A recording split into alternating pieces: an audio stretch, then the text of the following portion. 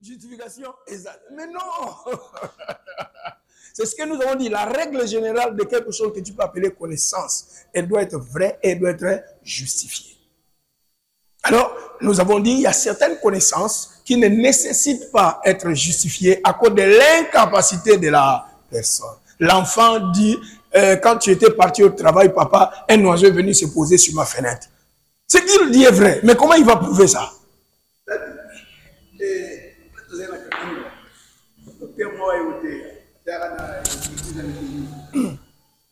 Et ils ont eu une conférence avec Atelier. Atelier a parlé si Christ et Jésus a combattu Christ. Parce que tous les pays où Jésus a combattu Christ, ils ont dit Moboulou, confusion écoute dans la salle. Babi docteur, il faut expliquer biso. Nengeni Jésus a combattu Christ. Jésus a Christ. Nengeni a combattu. Cela veut dire que ça a bota menga avec Christ. Christ ko et il a combattu na baptême, comme Christ na Jourdain. Il a faussé la note. Docteur bébé.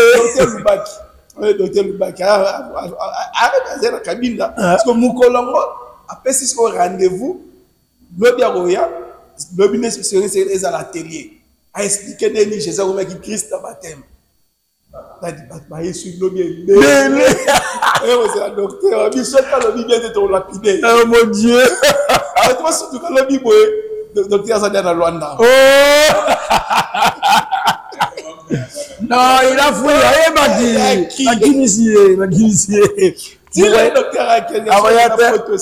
alors, vous voyez le problème, vous voyez, donc, c'est ce que je disais, c'est ce que tout le monde est en train de dire ici.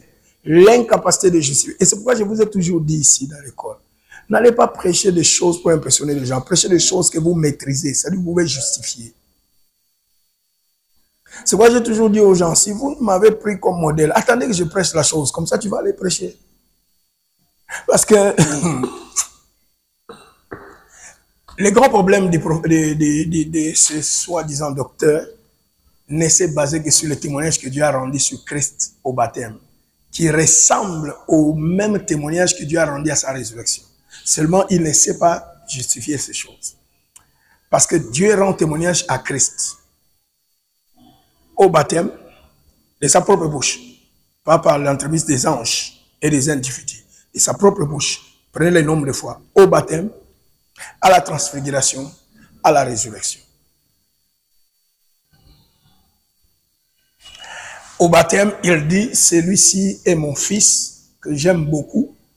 Je veux bien, je l'ai déjà dit ici à l'école, je ne vais pas prendre les textes de 8 secondes. Je vais prendre les textes comme nous l'avons pris ici à l'école dans le langage de Dieu. Ok? Celui-ci est mon fils que j'aime beaucoup parce qu'il va accomplir tout ce que j'ai planifié. Ça va? À la transfiguration, il témoigne Jésus aux disciples et à Moïse et à Élie. Il dit, celui-ci est mon fils que j'aime beaucoup, écoutez-les. N'écoutez pas Moïse, n'écoutez pas Élie, écoutez-les. Donc, il est l'autorité finale. à la résurrection, Dieu dit, tu es mon fils, je t'ai engendré aujourd'hui.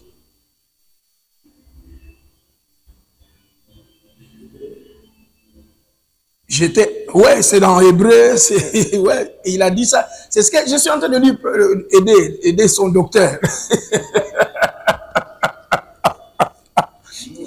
Merci. Donc, à la résurrection, il a dit, tu es mon fils bien-aimé, je t'ai engendré aujourd'hui. Engendré. Ok? Je dis ici, c'est à la résurrection. Ça va? Jésus, son problème c'était ce témoignage. Il n'a pas bien maîtrisé la différence de ces trois témoignages et dans ces trois milieux. Parce qu'il dit Jésus est devenu Christ dans les baptêmes. Parce qu'il voulait expliquer tant moi qui tinzamba lobby. Donc, Jésus a commis Christ. Excusez-moi, c'est une grave erreur. C'est une grave erreur. Quand l'ange est venu voir Marie, il lui dit, l'ombre du Tout-Puissant, c'est-à-dire le Saint-Esprit, te couvrira. Le Saint d'enfant, Saint, cette nature est déjà en lui. Depuis le ventre, sera appelé Fils de Dieu, sera plus tard. C'est là où j'arrive. Ici, vous avez appris avec moi que l'expression Fils de Dieu signifie Fils de David, signifie David, signifie roi. Vous l'avez appris, Bible à l'appui ici, dans les cours précédents. C'était quel cours? C'était pas la doctrine de Dieu. C'était avant la doctrine de Dieu. Vous voyez votre cours sur la Bible, sur l'implantation de l'Église. Hein? Voilà. Il faut acheter les services. Je vous ai démontré ce que signifie Fils de Dieu.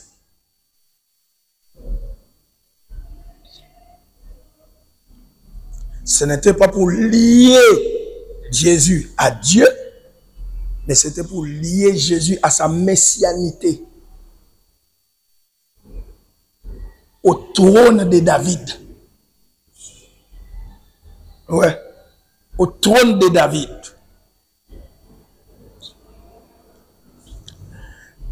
Nous avons fait avec vous la différence entre les proclamations de l'identité de Jésus dans Matthieu, Marc et Luc qui s'appellent les synoptiques et les proclamations de l'identité de Jésus dans Jean qui se trouve être différent. Jean identifie Jésus dans les divins, les autres l'identifient dans la chair. Et dans la chair de qui? De David.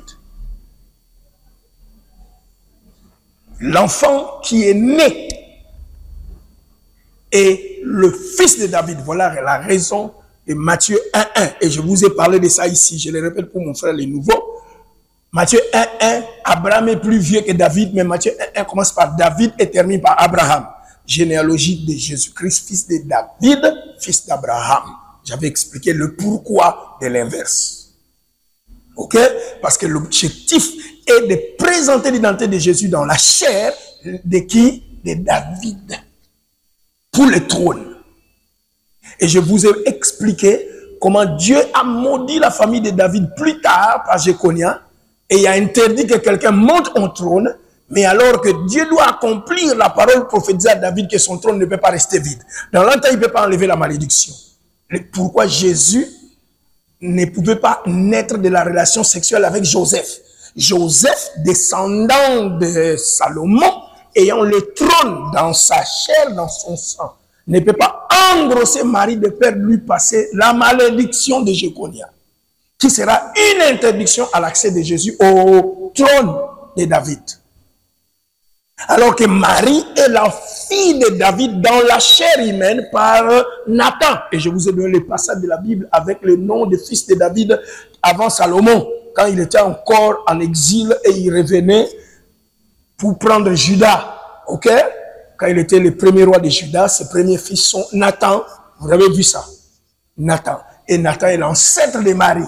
Mais Nathan n'est pas promis au trône. Ok? Ils sont royautés dans la chair, mais ils n'ont pas le trône. Ok? C'est des enfants de la famille royale, mais ce ne sont pas des politiciens comme Joseph. Alors, Marie, en mettant Jésus au monde, vous savez déjà, lorsqu'il y a zygote et gamète d'une femme qui se réunit avec les zygotes et les gamètes d'un homme qui est le Saint-Esprit, l'enfant n'est pas seulement l'enfant de Dieu, l'enfant est l'enfant de la femme. C'est pourquoi on dit Marie, sa mère.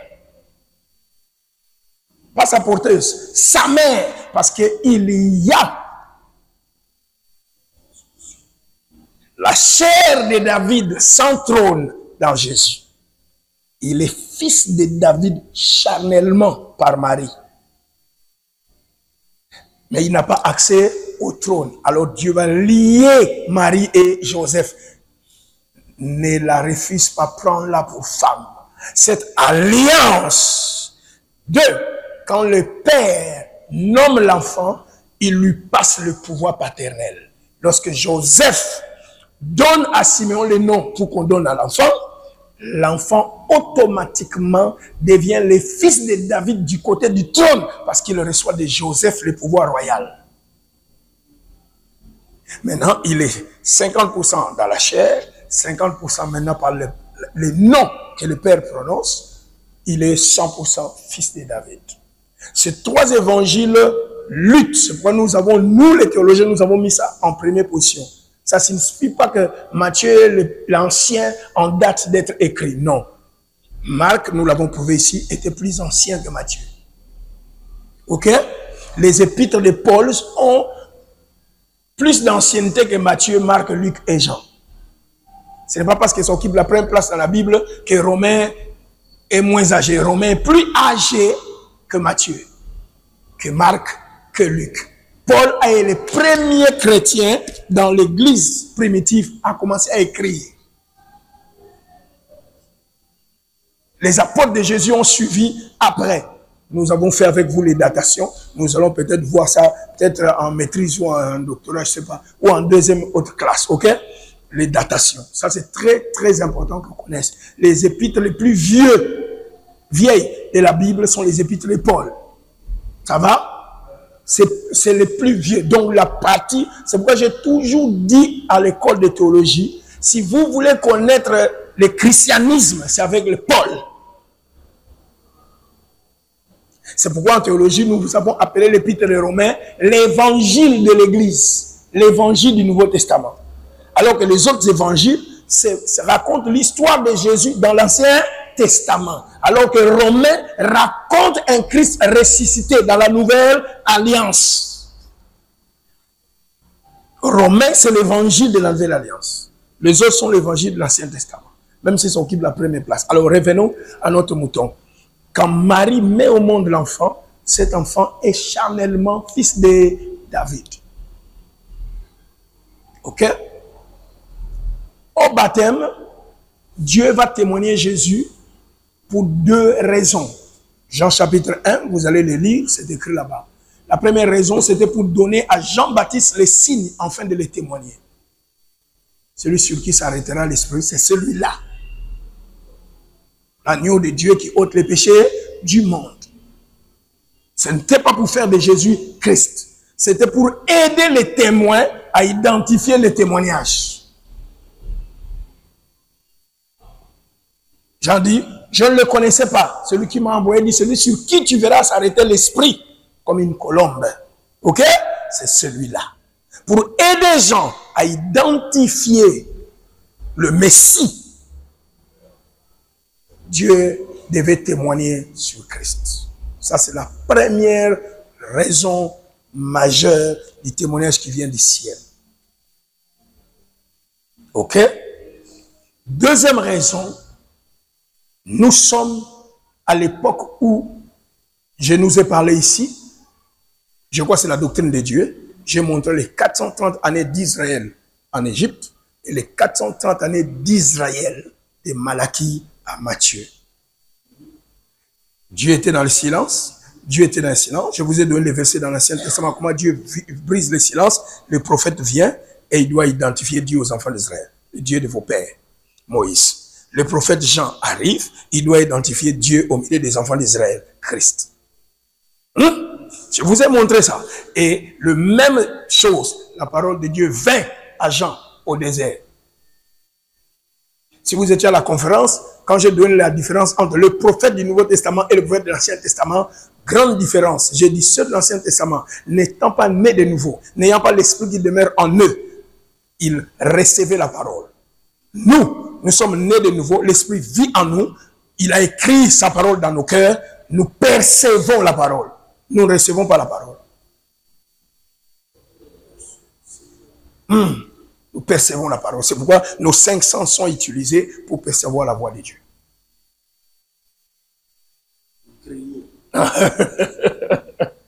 Parce que la parole est en nous.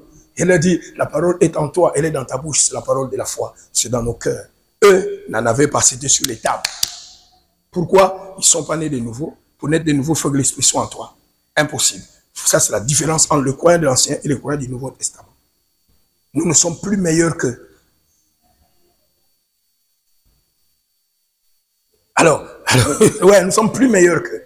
Plus meilleurs qu'eux. Il ne faut pas être impressionné par le feu et les choses qu'ils voyaient. Nous sommes plus meilleurs qu'eux. Plus meilleurs qu'eux. Donc, alors, maintenant, puisque Dieu doit briser son silence et s'identifier comme le Yahweh au milieu de son peuple pour faire la rédemption, il devait donner son nom à Moïse. Ici, dans le Nouveau Testament, il doit témoigner pour la seconde fois à Jean pour qu'il ait la confirmation. Maintenant, il doit témoigner pour prouver que je suis Yahweh, je viens faire la mission de la rédemption. Et mon fils en qui, le second, j'ai mis toute mon affection. J'ai expliqué ça, comment ça, cela signifie en grec. Le mot signifie celui qui va accomplir tous mes desseins, tous mes plans. Quel est le plan? Rédemption. Ce n'était pas pour faire de lui le Christ. Non. La nature divine était en lui en venant dans le ventre de Marie. Et en entrant dans le ventre de Marie, c'était pour avoir la nature davidique. Et par la bouche de papa Joseph, c'est pour avoir la royauté davidique. Ça va? Et ça, c'est très important. Il est appelé le Messie. Le Messie est un terme, je vous ai montré ça dans les mêmes cours, allez voir au syllabus, c'est un terme qui est confondu, en grec, confondu par Christos.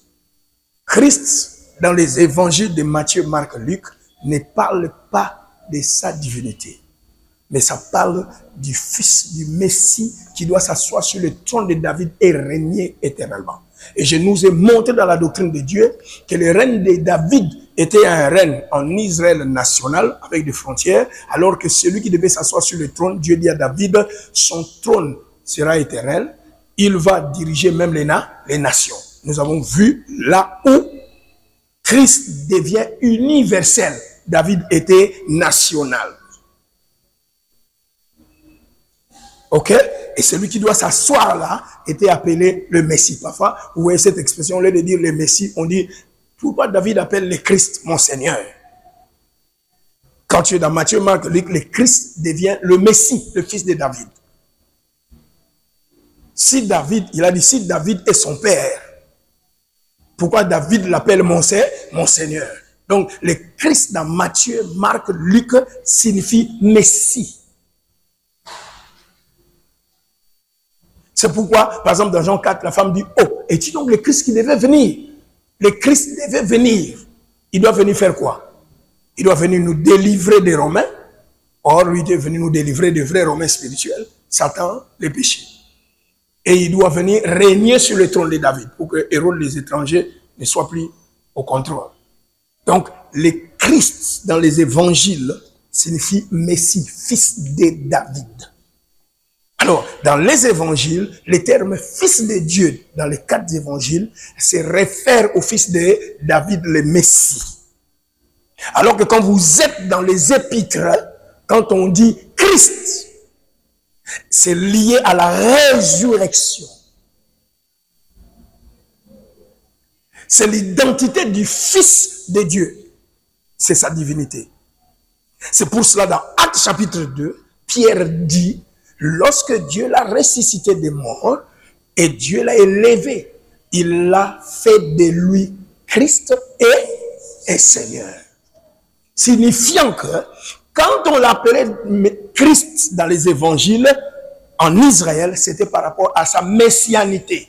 Il va nous délivrer, il va s'asseoir sur le trône de David. Mais quand il ressuscite, après avoir délivré le peuple du péché, ok? Il doit maintenant attendre de s'asseoir sur un trône de David universel. Alors Dieu fait de lui Seigneur. Pas Seigneur dans le sens de David qui n'est que Seigneur d'un pays. Lui, il est le Seigneur du monde entier. Parce que son trône était un trône universel d'après le psaume 79 que Dieu a parlé à David. Il est Seigneur après la résurrection. Donc, quand on l'appelle Christ avant la résurrection, c'est lié au fils de qui? De David, sa messianité. Après la résurrection, il devient Christ, lié à la nature divine du Fils de Dieu. Il dit, je t'ai engendré aujourd'hui. Ces jours-là de la résurrection, laissez-moi maintenant encore, avant de placer cette phrase, je vais la placer, je vais revenir. Ces jours-là de la résurrection, c'est le jour où Jésus est né de nouveau, comme toi. Merci. Ces jours-là, Jésus est né de nouveau. Parce que quand il est venu dans le ventre de Marie pour prendre la nature davidique, David est le fils d'Abraham. Abraham est le fils d'Adam. Ça, c'est l'évangile de Luc maintenant, qui retrace la généalogie de Jésus depuis Marie, Nathan, venant, David, Abraham, Adam, fils de Dieu. D'accord? Donc, quand Jésus marche à Jérusalem, il est 100% Dieu, 100% homme. Ça va? Dans la nature humaine, il est Adam premier. Il a la nature d'Adam. Il peut être tenté, comme Adam était tenté. Il peut sentir des besoins, comme Adam les sentait. Et il a confronté l'ennemi au même domaine qu'Adam. Ça va? Maintenant, quand Christ est mort, c'est Adam qui est mort, parce que Dieu ne meurt pas. Voilà, Adam est mort. Maintenant, dans la terre, quand l'esprit le ressuscite, l'esprit lui donne une nouvelle chair, incorruptible. Il sort avec une nouvelle chair, il devient le dernier Adam. Il devient maintenant le premier-né d'entre eux. Afin d'être aussi le premier-né parmi les vivants, qui croient en lui. Merci, il devient une nouvelle création. C'est ici que Jésus devient le dernier Adam. Comme maintenant Adam, c'est là où Jésus est né de nouveau. Tout ce qui était d'Adam est mort, ayant accompli la mission d'Adam, la victoire pour Adam et ses enfants. Maintenant, il est sorti. C'est pourquoi, pour être une nouvelle créature, nous ne devons pas croire à ce Jésus qui a marché à Jérusalem, mais nous croyons à celui qui est ressuscité. Et quand vous croyez en lui, vous êtes une nouvelle créature. Vous êtes identifié pas au premier Adam, au dernier Adam. Ce soit les messages changent. Les messages ont changé maintenant. C'est pour ça que je vous ai dit, l'évangile du Nouveau Testament, c'est l'épître aux Romains. Celui-ci, c'est Adam qui est là avec la divinité au même moment en train de marcher. Parce qu'Adam était créé à l'image de Dieu. Il était humain 100% et il était 100% Dieu. Maintenant, il a péché. Ce qui était perdu en Adam, Jésus est venu chercher et sauver par sa mort. Il l'a cherché. Il a retrouvé ça. Maintenant, il nous offre ça, cette vie éternelle, cette nouvelle création qu'Adam avait perdu. Adam était une créature nouvelle. C'est pourquoi on n'a pas dit, Adam, Christ est venu chercher ça en prenant la nature d'Adam. Philippiens 2. Alors quand il a pris la nature d'Adam, il a accompli ça. Quand il a trouvé ça, il doit montrer ça par l'amour. Il est mort. Maintenant, pour devenir une nouvelle race, une autre race humaine qui n'est pas celle d'Adam, il doit ressusciter. La résurrection, c'est la victoire sur Adam. Ce qu'on dit, Christ ressuscité ne meurt plus, il a vaincu la mort. Adam est mortel. jusqu'à ce que tu retournes dans la poussière. D'où tu as été prise.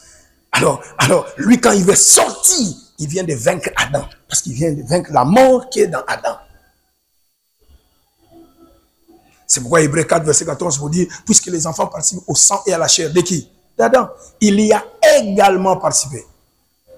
Il est devenu Adam. À la résurrection, Jésus devient le dernier Adam. Il n'y en aura plus un troisième.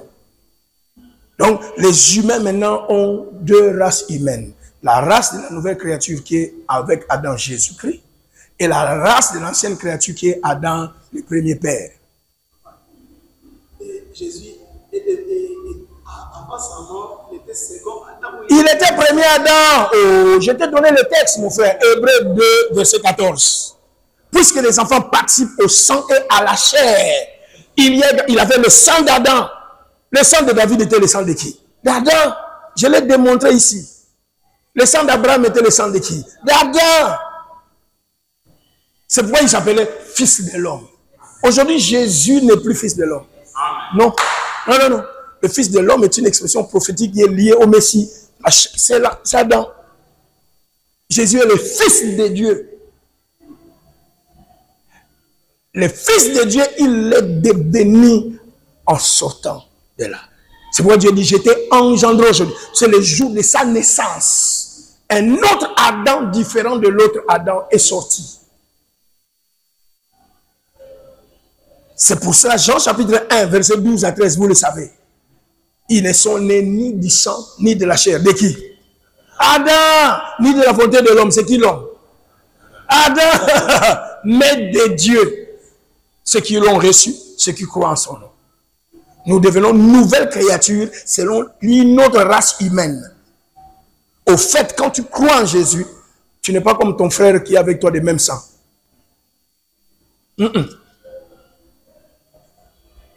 C'est pour cela que Paul nous dit dans Corinthiens, chapitre 15, nous l'avons étudié avec nous, nous sommes en train d'attendre la dernière rédemption. De notre âme, il est en train de faire ça chaque jour quand on donne la connaissance ici. De notre esprit, il l'a fait le jour où il est mort et ressuscité. Chaque jour, en écoutant la parole, il est en train de nous racheter. Ok? Maintenant, il nous reste la dernière et la troisième rédemption, celle de notre corps. Ce corps ici, d'Adam, premier, qui est encore avec nous. Alors que nous avons déjà l'esprit d'Adam et notre âme est en train de se convertir chaque jour par la connaissance et est en train de se renouveler à l'image du dernier Adam. Alors, tout ce qu'on attend, c'est le jour de la dernière trompette. Quand les morts ressusciteront, les vivants seront transformés pour vêtir les corps du dernier Adam.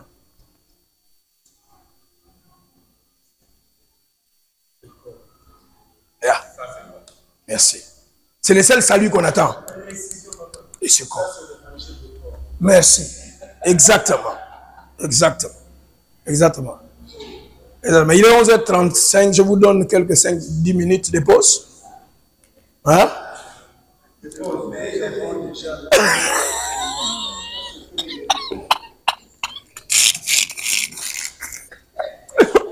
Mais vous là...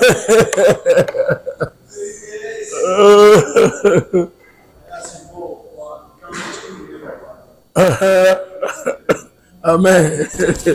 Amen. Charles venait en retard, il faut le laisser. Il ne comprend rien du tout même de la question. Il n'est même pas là quand les gens posent la question. Il faut venir à temps. Vous avez été axé quelqu'un d'Agresse.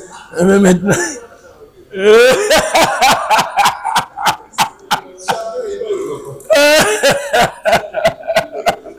Mais il faut venir à l'école. Quand les amis provoquent des choses comme ça.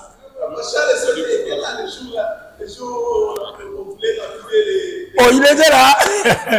Eh bien, c'est de là que nous étions en train de répondre. Vous voyez l'erreur de votre docteur. Il a confondu les trois témoignages.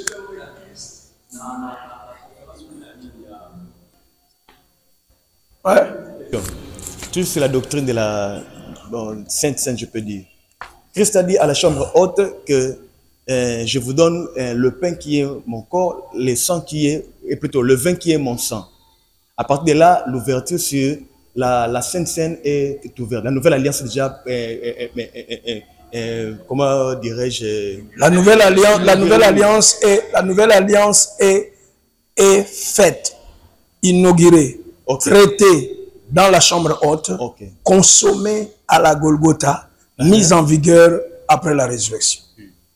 Ok, maintenant, à la mise en vigueur, la nouvelle alliance nous recommande d'être en contact avec le corps de Christ, en mangeant et en buvant le sang. Est-ce que c'est le corps qui est mort, ressuscité, ou plutôt le corps avant la mort, ou bien le corps ressuscité? En 1 Corinthiens chapitre 11, Paul vous dit, quand vous mangez et buvez, vous proclamez son retour. Retour. Ouais. 1 Corinthiens 11. Il n'a pas dit vous proclamez sa mort et sa résurrection. Là, ça, c'est la première base de la Sainte Seine dans le christianisme.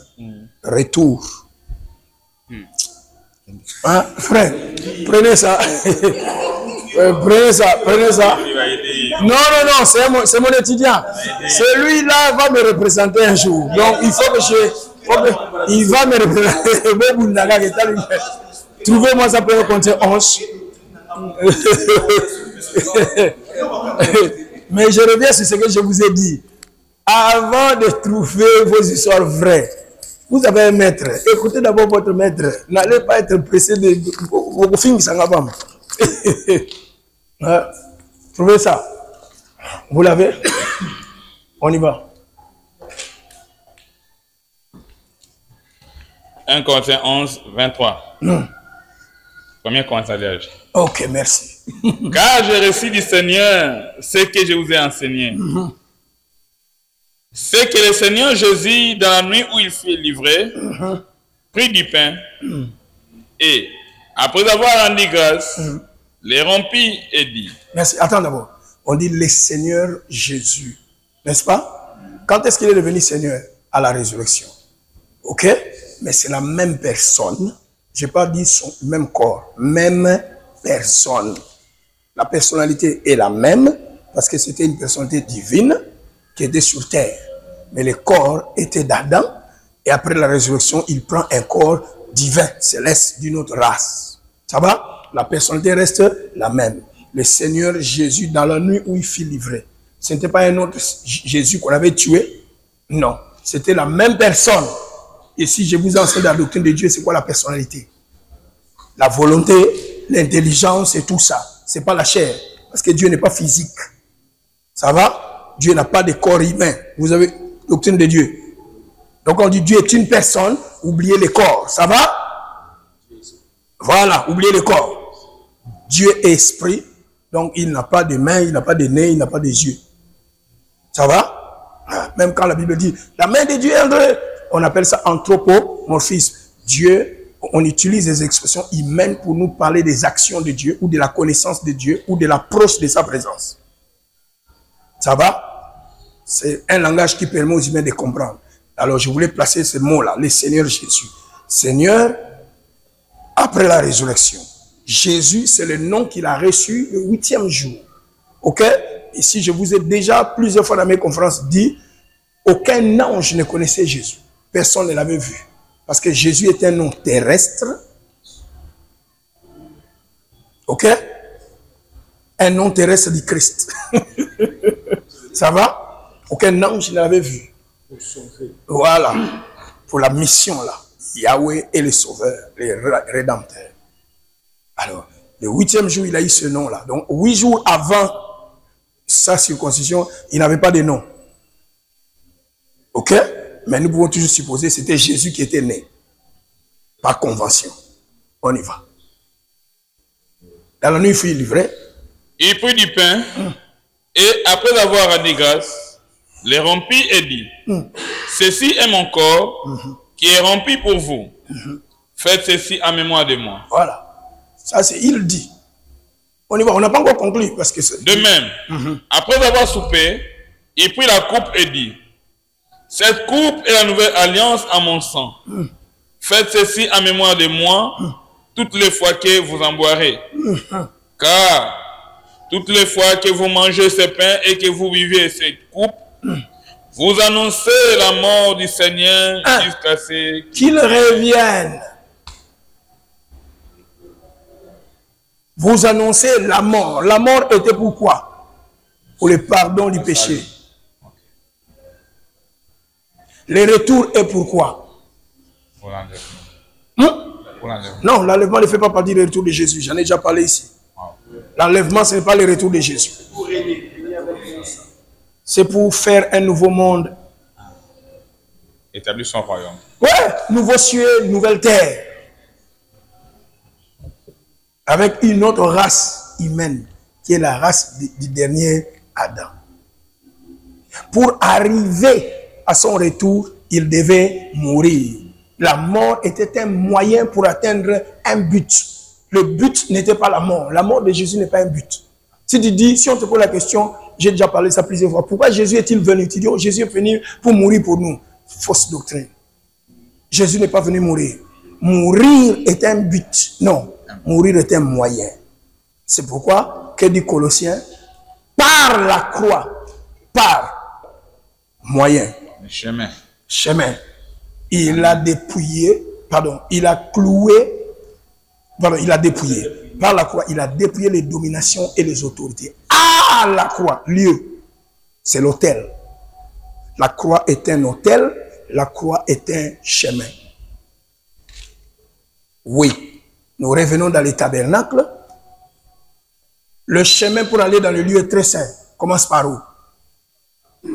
L'autel. Il part. C'est ça la croix. La croix est un lieu pour l'offrande envers Dieu. L'autel était en même temps le chemin pour aller dans le lieu saint et le lieu très saint.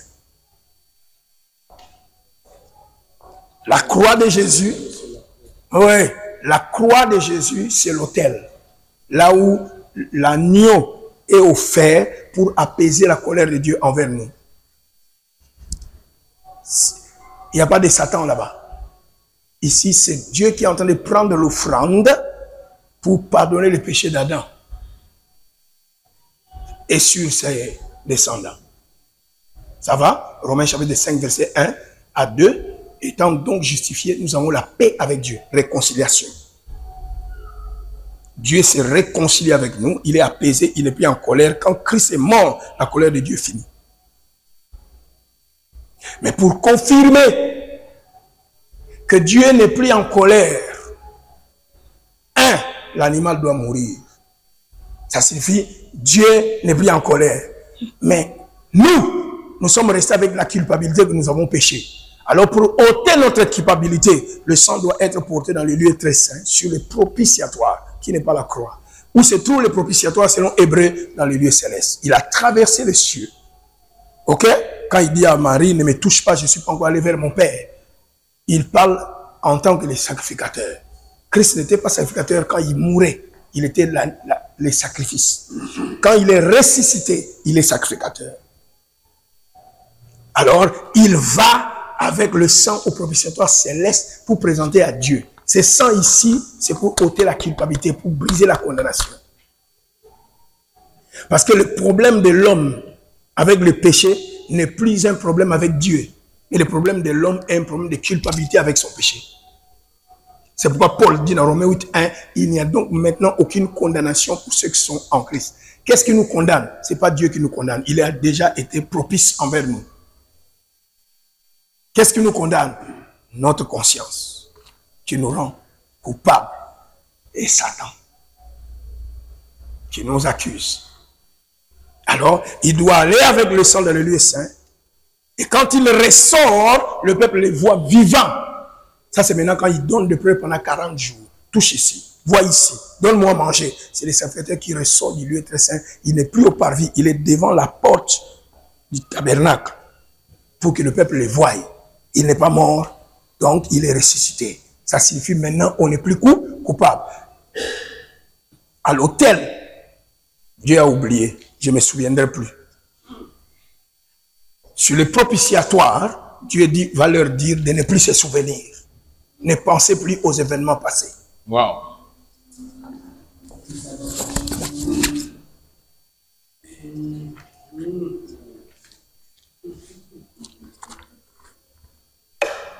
Les messies de l'évangile. Quand tu ne sais pas ça, tu auras beaucoup de difficultés de Oui. Parce que tu ne connais pas le temps. Voilà. Il y a le temps de prêcher quelque chose. Amen. Et tu ne vas pas arriver à prêcher sur les tabernacles. Tu ne connais rien. Impossible. Amen. C'est ça ce que je voulais transmettre à mon frère là-bas. Oui, il dit, vous annoncez sa mort jusqu'à ce qu'il vienne. Il n'a pas dit, vous vous rappelez de sa mort, vous annoncez. Nous annonçons sa mort pourquoi? Pour que les autres croient. La Sainte Seine devient un témoignage au monde. Croyez en celui qui est mort pour vous. Ne soyez plus coupable. Oui. Maintenant, qu'il revienne, c'est la Sainte Seine et le signe d'espérance pour moi. Moi qui ai déjà cru, qui suis déjà pardonné, qui n'est plus condamné, maintenant moi, je manifeste par la Sainte Seine mon espoir. J'ai l'espérance un jour, je vais vivre sous de nouveaux cieux et sur une nouvelle terre. Là où il n'y aura ni pleurs, ni mort, ni tristesse, ni rien du tout. Ça, c'est le deux témoignages de la Sainte Seine. L'un est une prédication. Toi là, qui es resté dehors, crois. C'est pour toi qu'il est mort. Je te l'annonce. Moi, pour qui il est déjà mort, pour qui je suis déjà, par qui je suis déjà pardonné, je ne suis plus coupable, j'annonce, voici mon espérance. Un jour, je serai avec lui sur de nouveaux cieux et sur une nouvelle terre. Troisième chose, la Sainte Seine signifie ma communion avec Christ. Je suis son corps.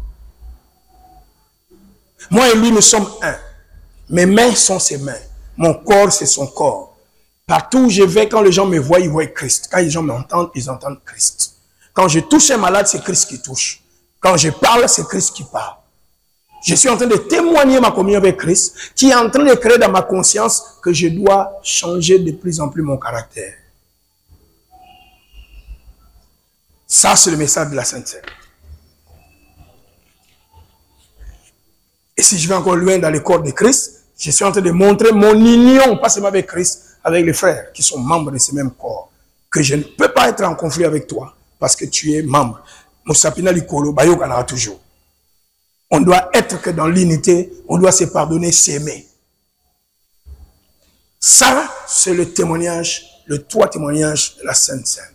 Annoncer la mort à ceux qui sont dehors, annoncer l'espérance du nouveau monde pour moi-même et confirmer ma communion avec Christ et avec les autres frères et sœurs.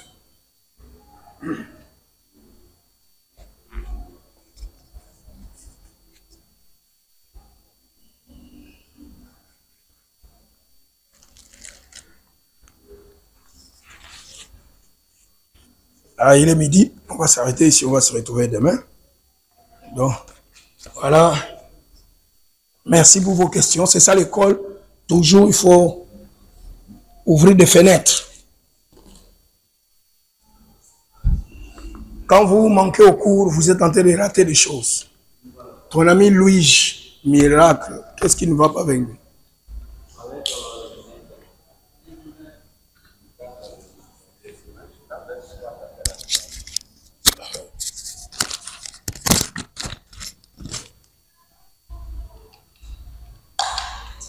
Jacques, le PDG de la radio. Le PDG de la radio.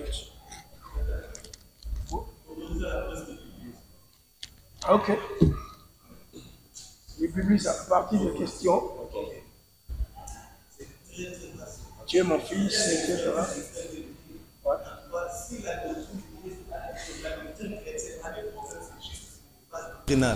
Et parmi les bases doctrinales, ce qui est très important, c'est ce que vous venez de dire. Parce que ça chauffe. Parce que parfois, papa est un peu mis à l'écart, mis à part. Vous êtes beaucoup plus coffrés. Nous qui sommes un peu à l'extérieur, nous connaissons notre terrain. Le terrain est tellement bizarre. Wow. Il y a des enseignements que vous n'imaginerez pas. Parce que demain aussi, je reviendrai. L'un de nos frères du Congo, de l'église du Christ, prêche des bêtises. Un homme qui a beaucoup de cheveux, un homme clair.